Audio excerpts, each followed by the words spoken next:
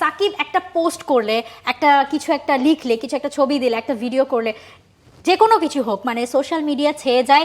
2-3 দিন যাবত non stop সবাই সেটা নিয়ে কথা বলে থাকে। আর এখন তো সরাসরি একটা ইন্টারভিউ, একটা ফুল পডকাস্ট সাকিবের চলে এসেছে। সো সাকিবকে নিয়ে কথা হবে মানে স্বাভাবিক, এবং তিনি আলোচনা আর সমালোচনা দুটোরই জন্ম দিয়েছেন খুব সুন্দরভাবে।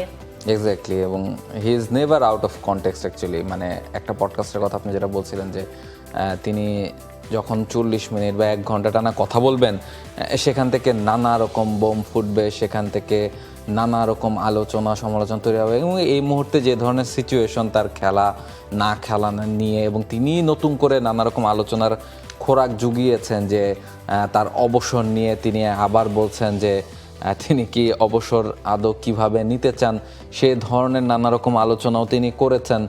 ফলে সব মিলিয়ে সোশ্যাল মিডিয়া আসলে একেবারে ছেয়ে গেছে যে সাকিব আসলে কি করবেন না করবেন।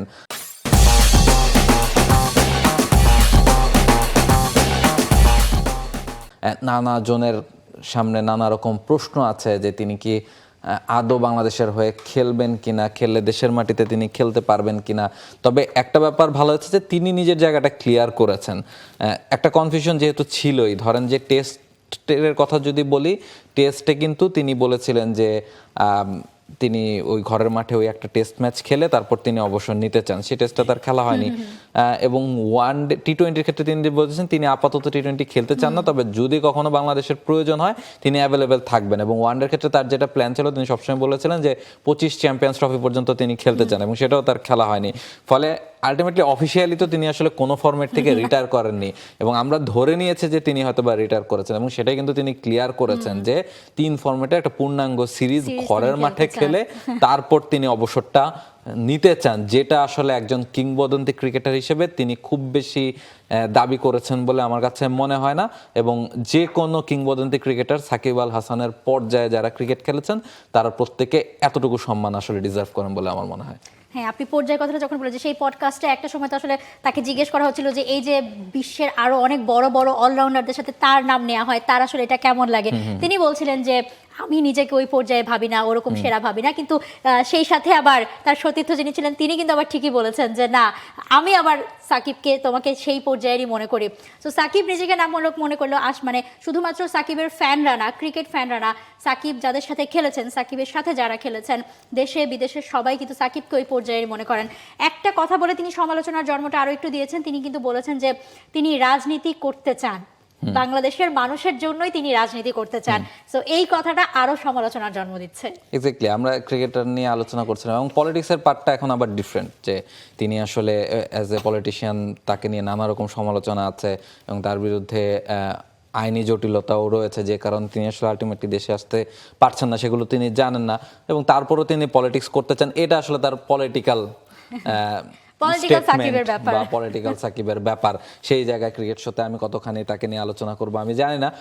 সেটা নিয়ে অবশ্যই সাকিব ফ্যানরা নানাভাবেই ব্যথিত হতে পারেন, যেটা আমরা এর আগেও হয়েছে, আমরা দেখেছি তার কাছ থেকে যেটা আমরা অনেকে হয়তো প্রত্যাশা করিনি সেটা হয়েছে, এবং সেটা নিয়ে সাকিবের পরে ক্ষমাও চেয়েছেন।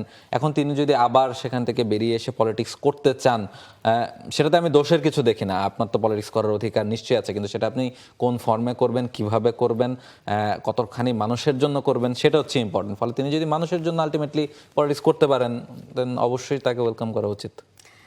সাকিব তো বলেছেন যে আমার ক্রিকেটের ক্যারিয়ার আসলেই মানে শেষ দিকে রয়েছে, তো বাকিটা সময় আসলে তিনি রাজনীতি নিয়ে ব্যস্ত থাকতে চান, ইঙ্গিত বা স্পষ্টভাবে তিনি বলেছেনই সেটা। তবে কথা হচ্ছে এই যে একটা কথা বলছেন যে ফ্র্যাঞ্চাইজি ক্রিকেট আমি খেলছি যাতে আমি নিজেকে মানে ফিট রাখতে পারি, ফিট থাকার জন্য, রিদমে থাকার জন্য, খেলায় থাকার জন্য, যাতে আমি মানে সময় সুযোগ হলে আমি একদম জাতীয় দলের জার্সি গায়ে আবারও নামতে পারি।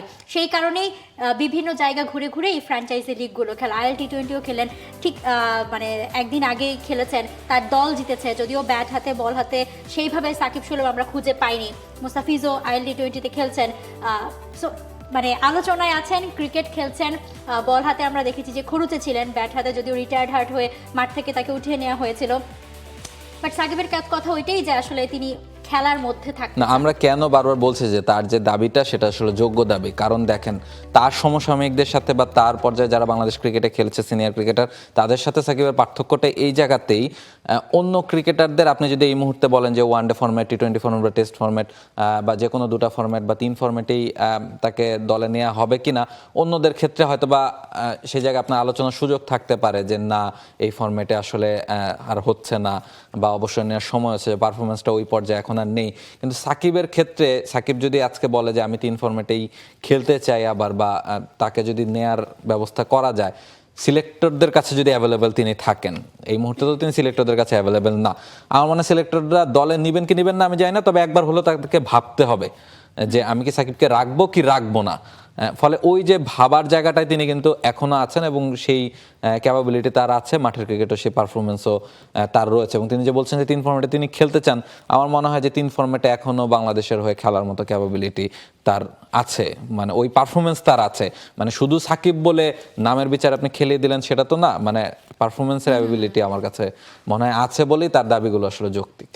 মানে সাকিব নামটাই এমন যে আপনি ধরেন বারবার এটা নিয়ে কথা হচ্ছে যে সাকিব থাকতে পারবে না, খেলতে পারবে না, এই করতে পারবে না, সেই করতে পারবে না, কিন্তু আপনি ঘুরে ফিরে এতদিন পরে এসেও মানে সার্কেল কিন্তু সেভাবেই ঘুরছে। সাকিব নামটা মানে এখনো সবার মাথার মধ্যে ব্যাক অফ দ্য মাইন্ডে আছে, দোলাচলে রয়েছে, আপনি তাকে সেটা অ্যাভয়েড করতে পারবেন না। For more updates, subscribe to our YouTube channel and click on the bell icon. Follow us on Facebook and Instagram.